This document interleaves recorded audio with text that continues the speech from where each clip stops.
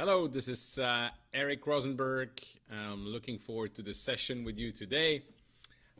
We are with the Accelerator Group, and once again, thank you, Sean, for giving me the opportunity to speak with everyone and share some answers to your questions.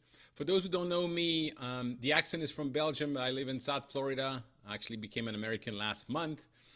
And I've been 20 years in meetings and events, and I've planned meetings in over 50 countries in the world, building teams, obviously solving unexpected issues and running my business. And today I'm also CEO of a SaaS company here in the US. And good morning, honey. Thank you for joining as well.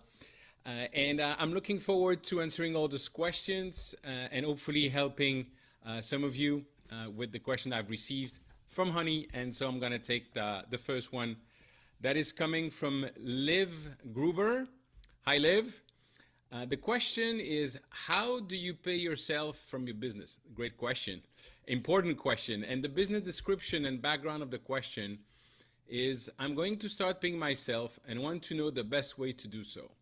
Should I be paid as a W-2 employee, 1099 contractor, or is there another strategy? Our company is an LLC. So obviously for those who are listening from outside of the US, Liv is in the United States. So Liv, the answer is, should you start paying yourself from your business? Yes, of course, and congratulations for doing that. How you do that? Well, there's different elements to take into consideration. The first thing I would say, and that's in any business I've run and every business I started, the first person that I have hired or at least consult with is an accountant. So you need to sit down with your accountant, with your financial manager or the person helping you with that, and decide actually what is it that you want in life and how you want to develop the company. What type of exit are you already thinking about, and what is the best structure for you? Having said that, the main difference in the US, and that's very important, between the W-2 and the 1099 obviously is that in one case you're an employee, one case you're a contractor independent, and in the first case as an employee, you have the health benefit.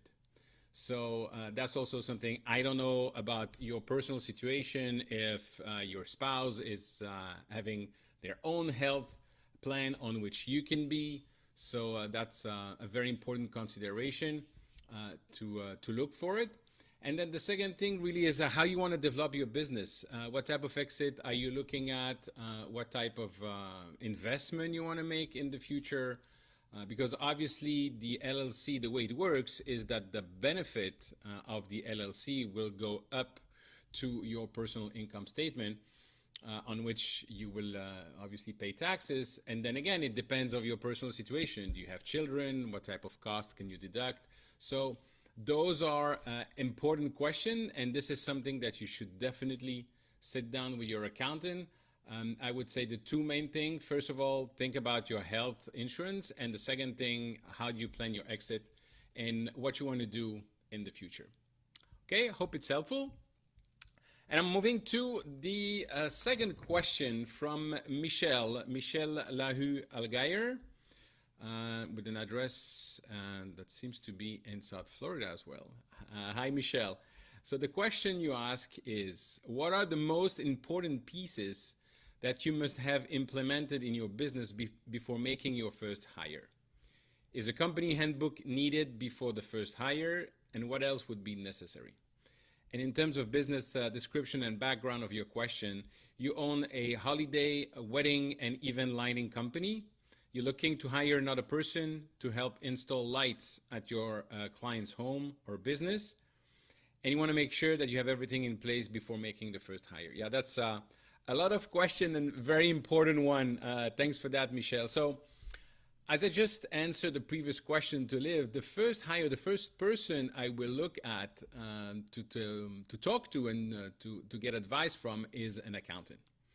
So obviously hiring people implies a certain cost and certain structure, but that's the first thing that I would talk to is to your accountant. Where are your financials? How much can you invest? and eventually also how much should you put yourself into the company if this is the structure you want to have. The second thing is regarding the first hire and how you're going to do that. I always believe that the two main important things for any company, and definitely for any startup or any small business, those are the two most important things. The first one is people and the culture you develop. And the second one is the system and processes. So in terms of people and culture, well, you as the owner, Michel, needs to define the type of culture you want to have. What are the values that are important? What type of business? What do you want the people, your customer, to say about you? Because obviously the person you're going to hire, the person you're going to work with you and going to represent your company. So that's something that I would definitely think about before making any type of hire. And look as well how you're going to communicate to those new hires or that new hire. What are those values? What is important for you? The business case, then they can maybe shadow you at the beginning. So at the end of the day, if you're alone, fine. As soon as you are hiring somebody else, you need to have the second thing in place, which are system and processes. There are different approach for that. There are different processes. The two most well-known, I would say, in the entrepreneurial world are Scaling Up from Vern Arnish and Traction, the EOS system. You have those two books you can pick. I would say that in your case, you might want to just pick one and go with it. But the most important thing is to define how what this person is going to do, what this person is going to say. Because if you're on your own, that's fine. As soon as you have somebody else, if you want that person to be like you, they're never going to be exactly like you. But if you want that person to represent your company, to make sure that they're saying the right thing, they have the right attitude, they're doing the right thing, that they know what they're doing, you need to have the systems and process in place. So to your question about a company handbook needed, it's ideal for sure, and at least you need to define the job description and take that person to every single touch point. When the client is calling, when you're going to visit the client, what needs to be said, what needs to be in place, and before leaving as well, just making sure that all those touch points are well documented and that the person is well trained and actually study about that. And then regarding the important pieces to have in place in your business, as I mentioned, the two important things that you are going to look at. I really do believe that the best way to do that is to take those people with you so that they can shadow you, they can understand what you're doing, and then you do the reverse. You are accompanying them. It's going to be hard not to say anything, not to take over, but that's how you're going to train them best way. And that's how they're going to represent you. Again, if you're not there and you're expanding the business and you need more people, they are the touch point of your business. So it's extremely important that you train them and that you keep going back to it. It's not enough to explain to them once and to check with them. This is something, as you grow, you want to share those experiences. What were the questions that maybe they could not answer? What were the reaction? What were the objections? So that you keep on training and repeating what is important for you, what is important that your employee understand and represent you, and that's an ongoing process. It's not enough to say it once, twice, or 3 times. You need to do it over and over again. Well, I hope it's helpful, Michel. Let us know how it is going with your first hire. Now we have a question from Kimberly Vincent, which is asking, what strategy or ideas would you recommend we do to have HR and team leaders send their employees to our clinic and our associate clinics on a regular basis once they have signed up for a corporate massage therapy program? And your business description is that you have a new corporate massage program that targets mid-size and large companies. We help decrease soft tissue pain and stress of employees, creating improved productivity and happier employees. We connect company with massage therapy clinics and maintain a fee for doing so. We also do virtual one-on-ones for employee and webinars for large teams to educate employees about stress and soft issues, prevention and treatment. So going back to the question, what I would recommend to have HR and team leaders send their employees to your clinic and your associate clinic on a regular basis. So the first thing is you say that you have you're decreasing the soft tissue pain and stress of employees and improve productivity and a happier employee. If I hear that and I'm a potential customer, I'm going to say, interesting. I would love to know that. And how does that work? And I would like to hear testimonials. So the first thing I would do is definitely get testimonials from your current customer that actually saying what you are selling. So that's the best proof you could have, obviously. The second thing is to then identify a certain number of target companies in your zone to start testing. And I know if you expand that in the model, you can probably expand to anywhere in the country. But I would look at probably 10 to 20 miles away from your base, where are the different companies, and reach out to the HR people. I'm actually not sure that I would only reach out to the HR people. I think that you might want to consider as well, that's actually what I would do. I would look at the CEOs, the people making decisions, the people that are concerned with the well-being of their staff. Obviously, the HR people are very important, and the CEO as well. They are the decision makers. So I will reach out to them, try to understand what is that they're doing for their employees, and also asking questions. Instead of selling what you're doing, instead asking questions. Would you be interested in the well-being of your employees? Would you be interested in increased productivity? And make sure that you can show as well the testimonials.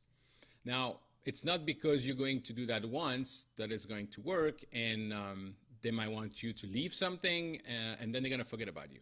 So you need also a system in place where you're going to have different touch points throughout the year, and you can differentiate the type of customer you have. The one that are actually very interested, and you see then their reaction.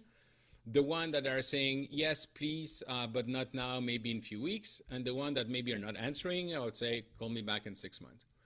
Those three different categories. The last one, those that are not interested right now, you want to make sure that at least once a month, they're going to receive something from you. A message, an email, that at least they're going to be reminded of their conversation with you, or if you haven't got the conversation yet, about your company, the benefit you're providing. The second category, which are the people that seems to be interested but have not taken action yet, and that actually ask you to come back maybe later, you need to have more touch point with them, and making sure, again, out of sight, out of mind, making sure that they know about your services, that they are reminded regularly, but also when you have the meeting with them, it's always ending the meeting with a call to action. You need to have a call to action at the end. Okay, when do you want me to follow up with you? So you have a date, and obviously you are following up on that date. And then the first group, which are the people that are the most interested, don't wait. Keep the momentum going. And so make sure that you are having a system in place that is easy for them to buy from you. That is very less friction, that every single step, including the payment and the invoicing and everything, that you think about it so that it makes it very easy for your customer to buy from you. And then the rest is really participating in any type of conference, webinars that you have that are linked to the well-being, making sure that you're visible and that you are keeping in touch with them regularly. Most important thing, as in most of the business, the word of mouth. So keep track of your happy customer.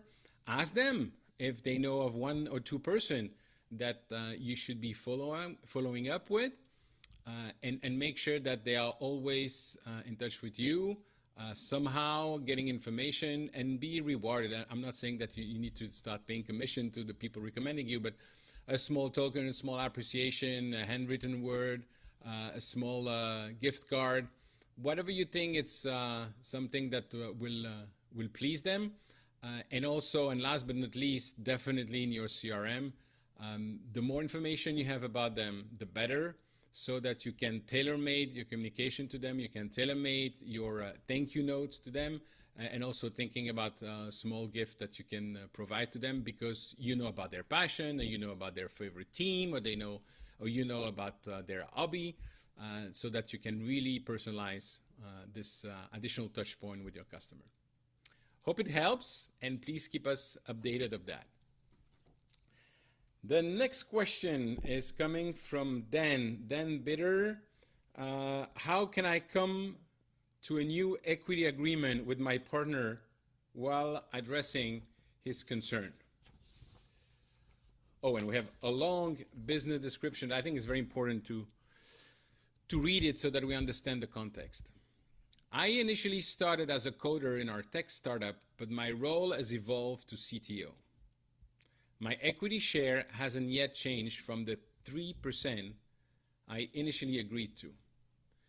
We're using a CFO service firm until we find someone to take on the role for equity.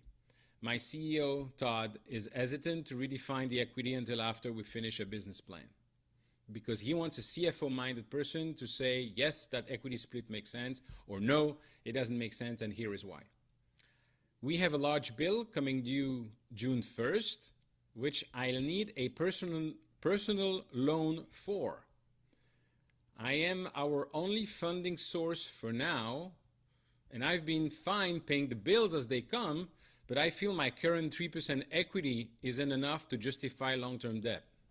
I agree with that. We've talked about 20-25% equity as a proper amount, which satisfies me, but time is growing short and I don't know how to have this conversation.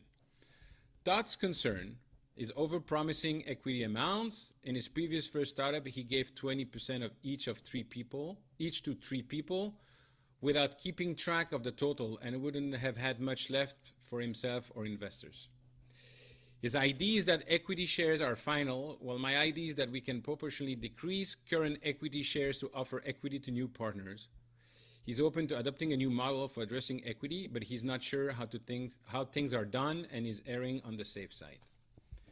Whoa. Dan, if I understand well, you have 3% of equity and you are the only funding source for now. And you've been fine paying the bills as they come. I don't know what else to tell you, that this is definitely not fair. This is extremely bizarre for me, to say the least. If you have 3% of equity, and if I understand that you are the only source for the moment and you're funding and you have to take a loan, don't. This is not even fair. Maybe I understand not correctly the question, but if this is the case, you better sit down with the CEO right now. That's the first thing I would definitely do. Now, the second thing is, coming back to your question, how can I come to a new equity agreement with my partner while addressing his concern? Well, the way I look at it right now, this is not a partnership. You being exploded from what is written here. So first, I would sit down with your CEO and discuss that. But second, I would discuss the strategy. What are you planning to do with the business? And the fact that, it makes sense to have an opinion of the CFO, but you're working with this external CFO service firm, ask them their opinion right now. There is no reason to wait. And if you are the initial coder, and then now you evolve to CTO, man, 3% of that company, I would question the fairness of that. So definitely speak with people that can advise you on a personal basis, that that are not competitors, that really want well for you.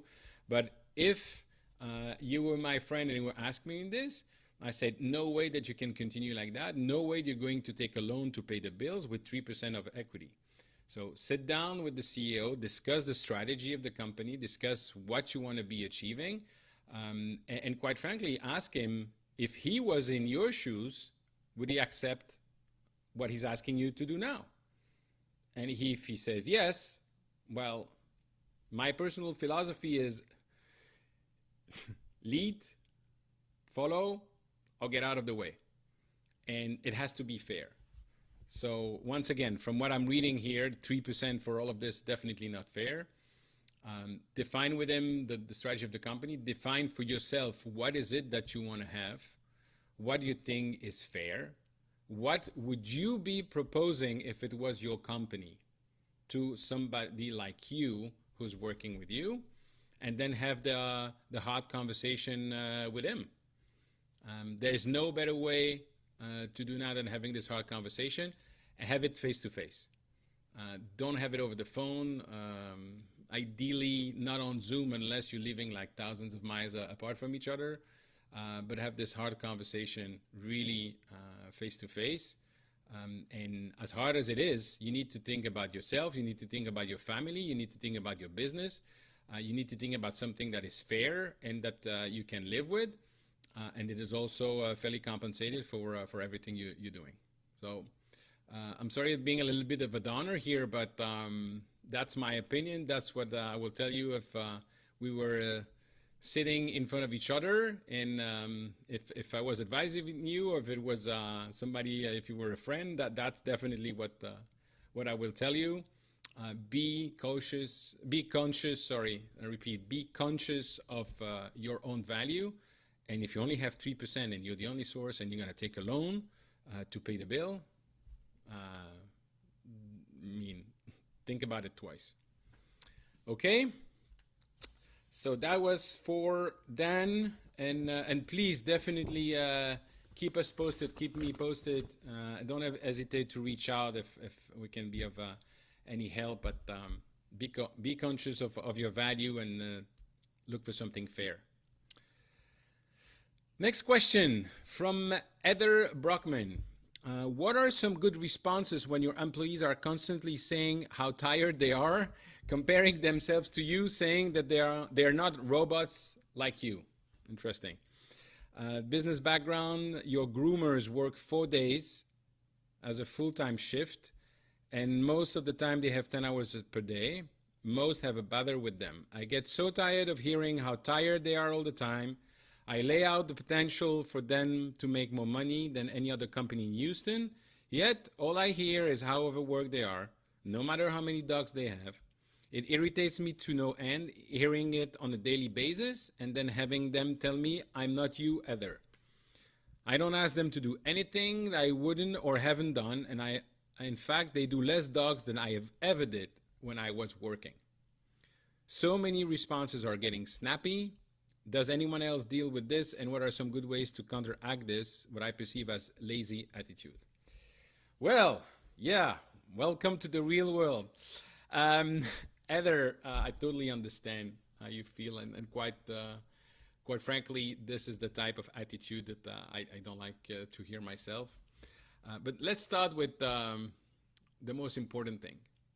If they were like you, they would have their own business. So having said that, I don't know how you recruit them, if you do any type of testing before. Obviously, there's tools like the predictive index, culture index, that could be used as well. But also the type of questions that you might have in the recruitment about their expectations in terms of work. 4 days per week, 10 hours per day. It reminds me, I'm originally from Belgium, and there was this joke in France, neighboring country, where they start working 35 hours per week, which is illegal stuff there. And one of the main top CEO in Belgium was interviewed and asked, what do you think about the 35 hours per week? And he said, I'm all in favor. And the journalist said, what? Say, yeah, that means that my weekends start on Tuesday night. So the point here being, you need to find the right people to work with you, obviously, but also paint the picture of and show the picture of what is it that the work require and the type of earnings that they can have. And maybe also set from the beginning, listen, it's a hard job, it's a fun job, it's a job of contact. We're working with dogs, we're working with a dog's owner, we're meeting a lot of people, we're making a lot of money. And nothing is ever perfect. So yes, it's hard. It's not for everybody. And in the meantime, it's very gratifying. So I don't want to hear that it's tiring, and I don't want to hear this type of thing. That's something that I would try definitely the way you are hiring people at the beginning. And for those who continue to do that, I'll have a one-on-one and sit down with them and say, listen, you keep telling me you're tired all the time. So do you want to stop? What is that you don't want to be doing, or do you think that you want to be doing something else?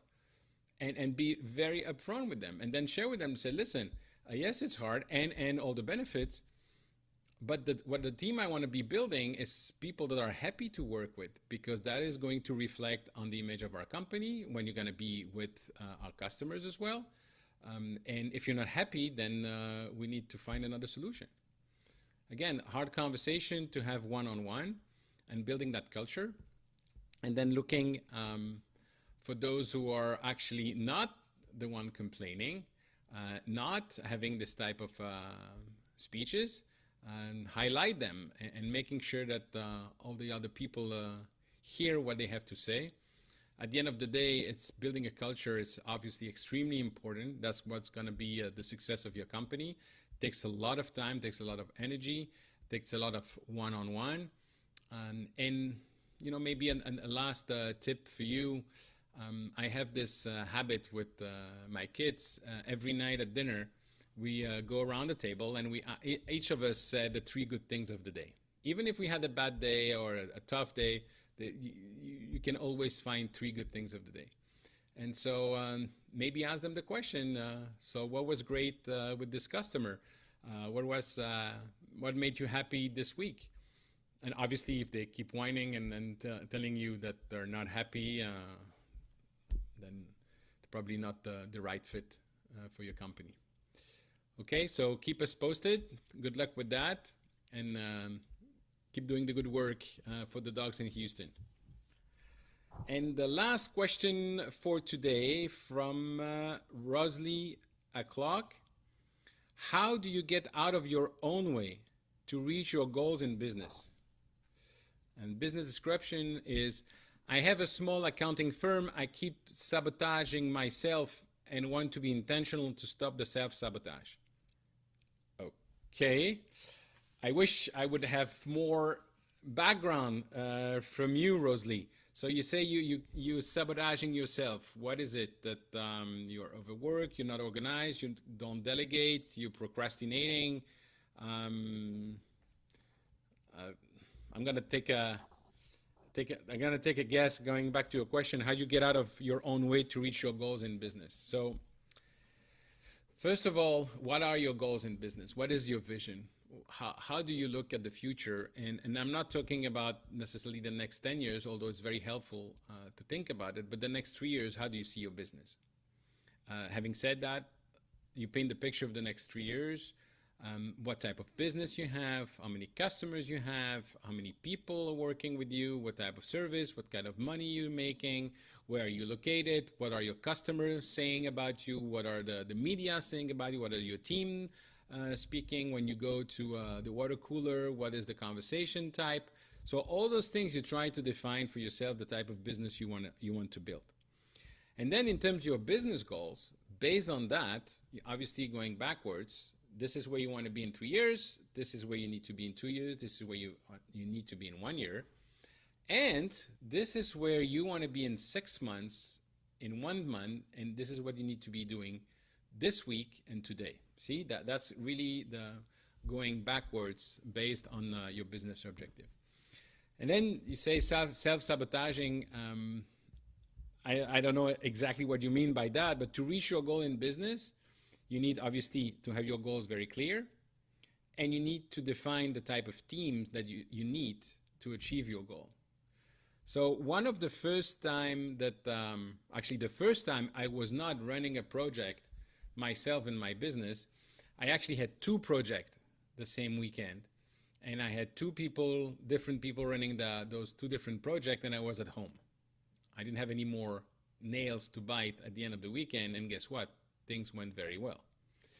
They called me, I think, once, twice over the weekend, asked a question, and that was it. But that means that before that, I had trained them, I'd explained to them what I was expecting. We've been working together. They saw me on project. I was also helping them on a project and let them take the lead before reaching that point. So defining the processes, defining what needs to happen, defining when you want to be updated, what type of information, supporting them, training them, that's obviously very important. The most important thing for you is to define what is it that you do well, and what is it that you like doing, and what is it that you need to be doing as a company. So you have 3 columns. All the different tasks that you're doing today, the tasks that you believe you can delegate, and the task, well, maybe you're just gonna get rid of it and stop doing them. And then you're going back to the delegating column. And you group the different activities so that you can start delegating to different people, hire more people, or having, those days there's a lot of opportunities with the remote work, but also different website like Fiverr, like Upwork, or having an assistant, an online assistant that is somewhere in the world and helping you. But you need to define what you need to ask them to do. Based on that, you're going to grow by focusing on what you do best, by delegating the rest, and controlling. You cannot delegate without controlling. It's extremely important. And so that's how you're going to obviously reach your goal, having the right team in place. And obviously we can talk about sales and marketing, which are extremely important. But I'm missing a little bit of context here when it comes to self-sabotaging yourself. And I would just finish my answer with focusing on the fact that you have a small accounting firm. So I would think that your customer, there's an opportunity to serve them not only for the accounting, but asking them their goal in their life, what they're trying to achieve, what their business or the accounting you're doing for them represent, and try to help them on a more holistic approach than just the accounting part. And then I'm focusing on the accounting. Obviously, you have the time of the year like it is now, extremely busy. So those are moments that you can plan as well in terms of having additional staff if need be, and when you're going to hire more people to build your business. That's all I can share with you based on the question. If you have a follow-up question, please reach out to me or reach out to the group and pose that additional question. I hope it's helpful. Good luck with that. Good luck with the tax season. And that's all the question I had for today. So thanks a lot. I'm looking forward to meeting you, speaking with you in the future, and have a good day. Bye-bye.